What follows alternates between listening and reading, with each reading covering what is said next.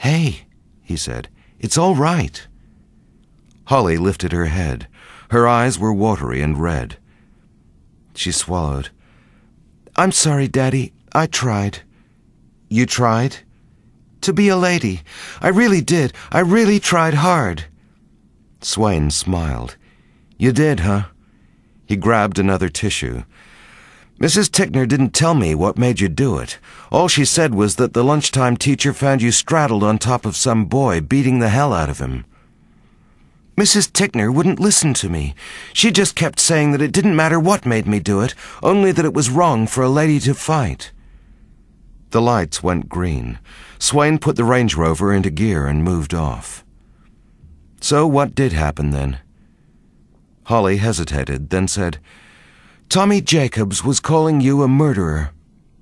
Swain closed his eyes momentarily. "He was he?"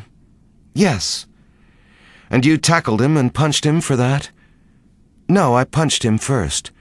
"But for that? For calling me a murderer?" "Uh-huh."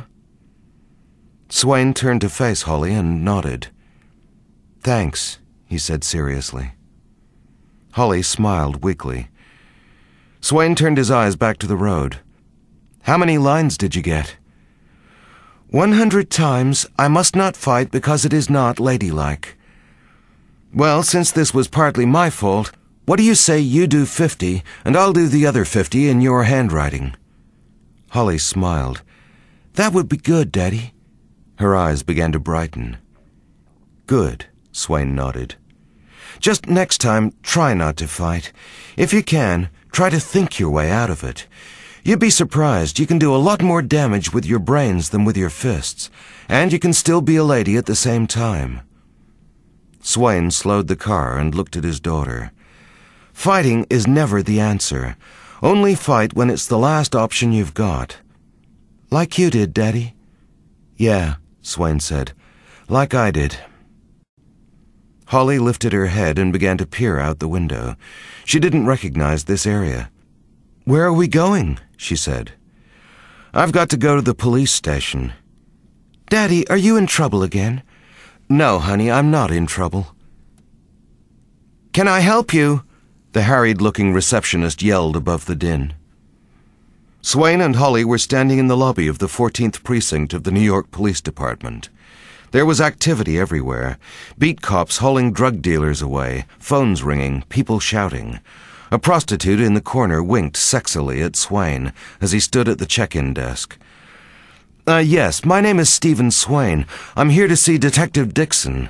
I was supposed to see him at 5, but I had some time, so I—" "That's fine, you're on the list. He's up in his office now. You can go right up, office 209. "Status check.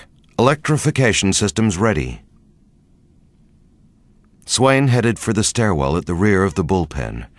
As he did so, Holly bounded to his side and grabbed his hand. Swain looked down at the blonde ponytail bobbing madly up and down beside him.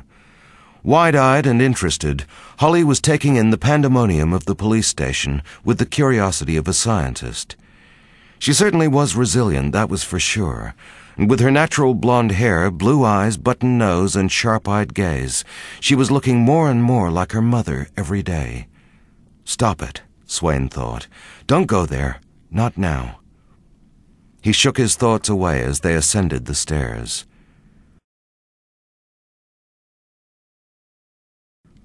On the second floor, they came to a door marked 209, Homicide.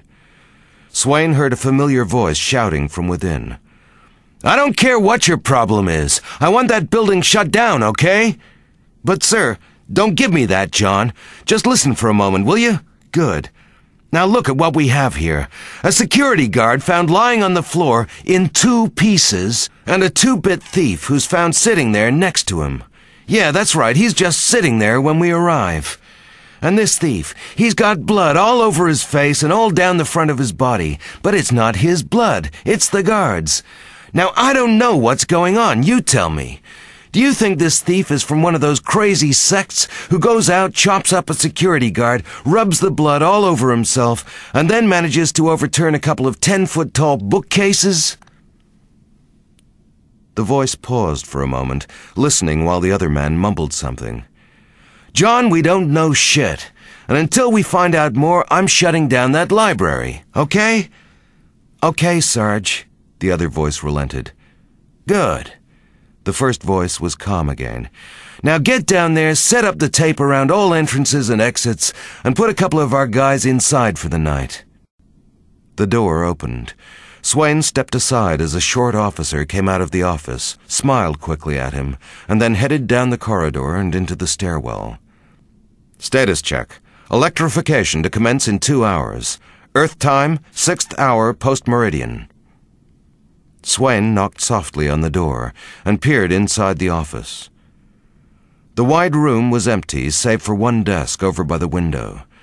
There, Swain saw a large, barrel-chested man seated in a swivel chair, his back to the door. He was gazing out the window, sipping from a coffee mug, savoring, it seemed, a rare moment's silence. Swain knocked again. "Yeah, come in." The man didn't look up. Swain hesitated. Detective..." Captain Henry Dixon swung around in the swivel chair. "Oh, I'm sorry, I was expecting someone else." He got up quickly, crossed the room, and shook Swain's hand. "How are you today, Dr. Swain?" "Getting there," Swain nodded.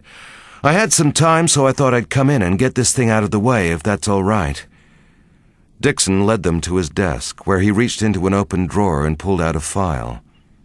"Sure, no problem." Dixon fished through the file.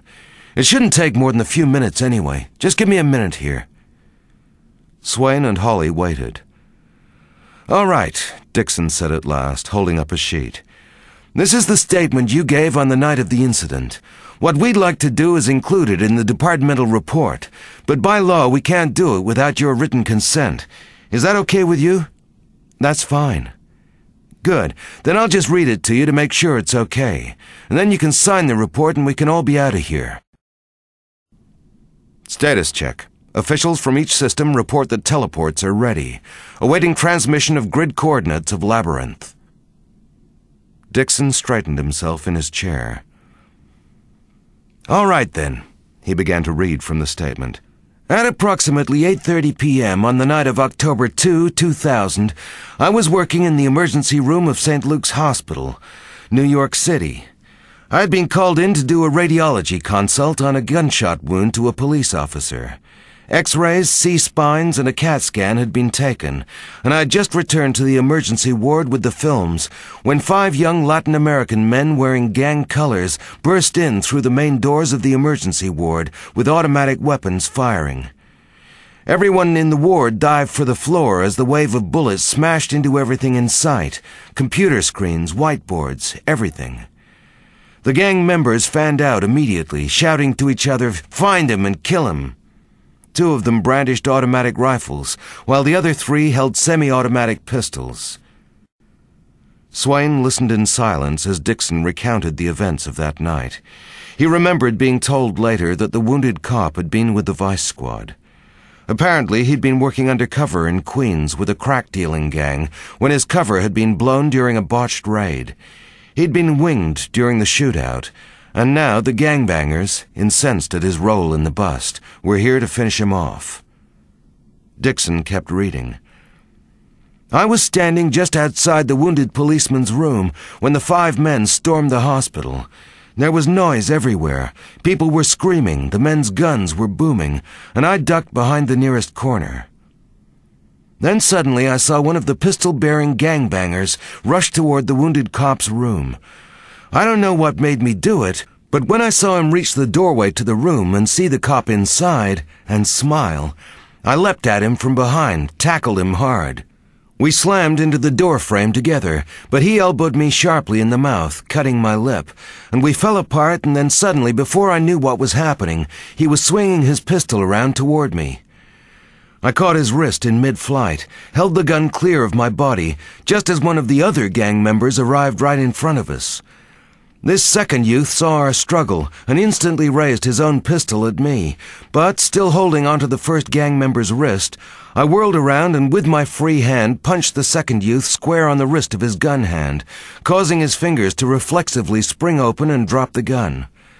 On the return journey, I used that same fist to backhand the youth across the jaw, knocking him out cold.